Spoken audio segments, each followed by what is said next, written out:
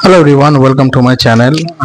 আজকে একটা জিনিস নিয়ে আলোচনা করব, সেটা হইতেছে যে আমাদের ব্যবসার আমার আব্বু যখন ব্যবসা করতেন তখন তার ডাউনফল আসার অন্যতম একটা কারণ কি ছিল সেটা নিয়ে।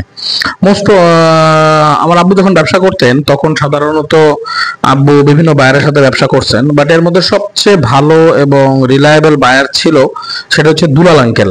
দুলাল আঙ্কেল নামের একজন ব্যবসায়ী, উনি শরীয়তপুর থাকেন। সরি, উনি শরীয়তপুর থাকেন। ওনার সাথে মোস্ট প্রবাবলি বিজনেস করছেন আব্বু 2008 থেকে 12 পর্যন্ত।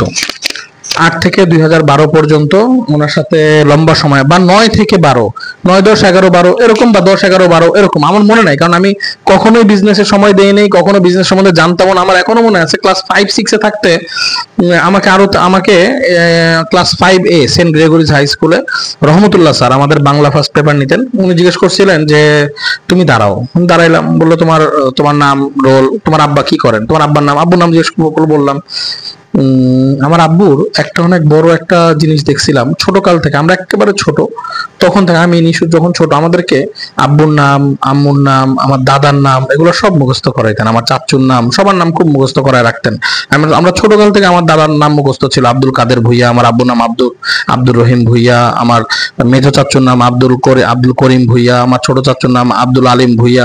সো নর্মালি এগুলো সমস্ত কিছু আব্বু মুখস্থ করায় রাখতেন আমাদেরকে, তো ছোটবেলা মুখস্থ করাইছেন। যাই হোক, তো যখন জিজ্ঞেস করলেন তোমার আব্বুর নাম, বললাম তোমার আব্বু কি করেন, আমি বললাম যে আমার আব্বু ব্যবসা করেন, বিজনেসম্যান বা ব্যবসা করেন। তো বলছে কিসের ব্যবসা করেন?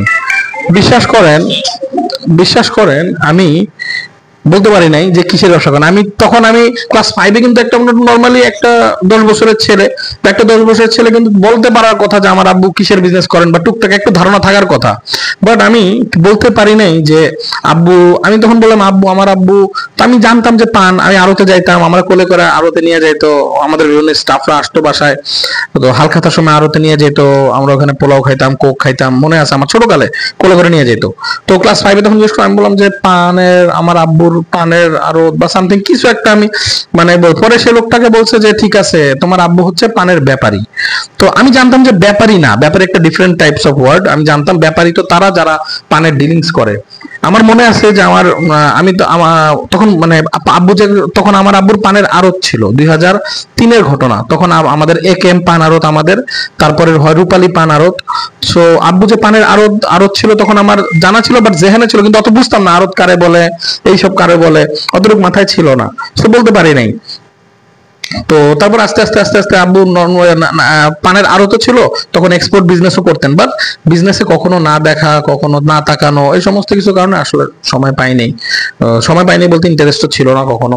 সো পরবর্তীতে 2016-17-তে গিয়ে বুঝতে পারছি যে হ্যাঁ এরকম বিজনেস আব্বুর এভাবে এভাবে এভাবে হয়। সো আব্বুর বিজনেসের ডাউনফল 2012 সালে যখন দুলাল আঙ্কেল তার নিজের এক আত্মীয়র কাছ থেকে মাল নেওয়া শুরু করলো, আব্বুর কাছ থেকে মাল না নিয়ে, তখন আব্বুর সাথে একটা বড় বাটপারি করে, বেইমানি করে সেটা, কারণ আব্বু তার জন্য কোটি কোটি টাকা তার জন্য স্পেন্ড করছে, তার সাথে বিজনেস করছে। প্রায় ওই সময় আব্বুর তার সাথে কমসে কম হলো 100 কোটি টাকার কাছাকাছি বিজনেস হয়েছে আব্বুর সাথে, তার না হলেও 50 কোটি টাকার বিজনেস হয়েছে। সো এই অবস্থাতে সে যখন আব্বুর সাথে একটা বিট্রে করে, যখন ইসের অর্ডার, তার কাছের আত্মীয় তাকে ইনফ্লুয়েন্স করে, যার নাম বলতে চাই না, তো তাকে অর্ডার দিল, তখন আব্বু খুবই ভিতরে খুবই ভেঙে পড়ছিল। বাট সে ভেঙে পড়েনি, ওই সময় আব্বু চাচুরে ফোন দিল যে কই তুই, বললো মক্কায়। আর কই? তো বলে এখন কার সাথে বিজনেস করো? বলো এখন করতেছি না। বললো ঠিক আছে, তাহলে আমি মাল রেডি করা আছে 300 বাস্কেট পান, তুই চালায় নে।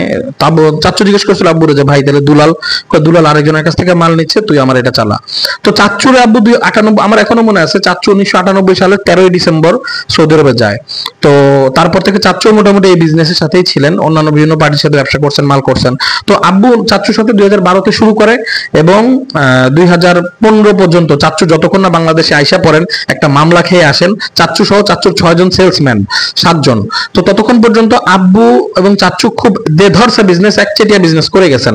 তো যখন চাচু এসে পড়ে তখন বিজনেস একেবারে নেমে যায় এবং আব্বুর ওখানে 3-4 কোটি টাকা মক্কার মধ্যে ছিল, সেটা ধ্বংস হয়ে যায়। পার্টিরা কখনোই আর দেয় না। আর চাচ্চুরও অনেক টাকা ছিল নিজের, ওখানে টাকাগুলো কখনোই আর চাচ্চু ফেরত পায় না।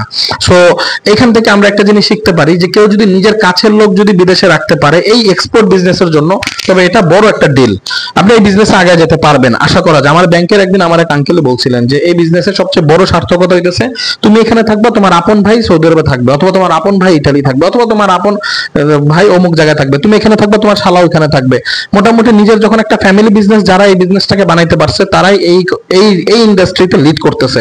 আমি নাম নিব না, বড় বড় কোম্পানি যারা আছে, নাম নিয়েও সমস্যা নাই, ফরাদ ভাইরা আছে, আল হোসেন কোম্পানি আছে, ডলফিন আছে, মাইশা ট্রেড আছে, বা যারা যারা মনসুর আঙ্কেলরা আছে, যারা যারা বড় হয়েছে তাদের বড় হওয়ার রহস্য যে দুই এন্ডেই তারা এক্সপোর্টও তারা করতেছে, ইম্পোর্টও তারা করতেছে। এইটা নিয়ে যখন তারা আগায় গেছে তখন তাদের আসলে আর কোনো কষ্ট হয় নাই, কারণ তারা ওইখান থেকে তারা ঠিক তেমন সাপোর্ট পাইছে, তারা এখান থেকে ওইভাবে সাপোর্ট দিয়ে গেছে, আর ওইখান থেকেও তারা ঠিক তেমন সাপোর্ট পাইছে। এটার কারণে তাদের বিজনেস বড় করতে আর কষ্ট হয় নাই। রাত্রে ঘুমটা শান্তিতে আসছে, জানে যে আমি যে মাল দিচ্ছি এটা টাকাটা রিল্যাক্স ভাবে ওখান থেকে আসবে, টিটি হয়ে আসবে। আর যখন মানুষ অপরিচিত জায়গায় মাল দেয় বা এমন জায়গায় মাল দিল যেখানে তার একেবারে কলিজার সম্পর্ক না বা রক্তের সম্পর্ক না বা কাছের মানুষ না, তো হইতেও পারে আল্লাহ না করুক যে কখনো সে টাকা মেরে দিল, আল্লাহ না করুক, এমন হইতেও পারে। তো ওইটা টেনশনও তো একটা আছে। সো এই বিজনেসে, এক্সপোর্ট বিজনেসের মধ্যে সবচেয়ে প্রধান যেই রহস্য হইতেছে সাকসেস হওয়ার, সেটা হইতেছে যে এই এন্ডও এক্সপোর্টারও আপনি থাকবেন, ইম্পোর্টার এন্ডও আপনি থাকবেন। এই দুটো যখন আপনি করতে পারবেন, আল্লাহ ছাড়া আপনাকে কেউ দমাইতে পারবে না। Thank you for watching my video.